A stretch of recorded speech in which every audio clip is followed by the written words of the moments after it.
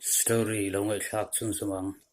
episode 3 chapter zakua somriat pasarina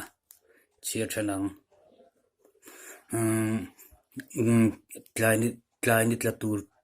kleinit latur chuan Atlantic tuipui zau tak chu achun sen phuta achun sen at kleinit latur chuan Atlantic tuipui zau tak chu achun sen phuta kumpinu long lian Titanic chu New York panin chak takin atleng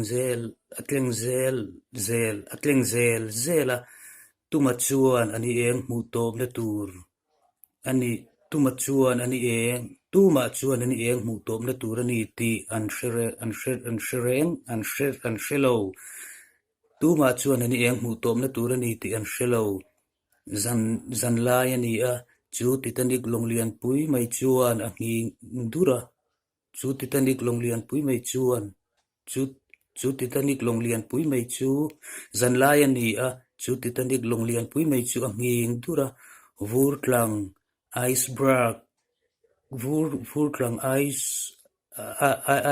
iceberg asu alo ni a mitin mai chu an chiai em veka captain chuan chan chuan along safety boat tlem zia chu angai tua reu riva chu Atlantic tuipui la chu ngoi tu mai sia mipui chiai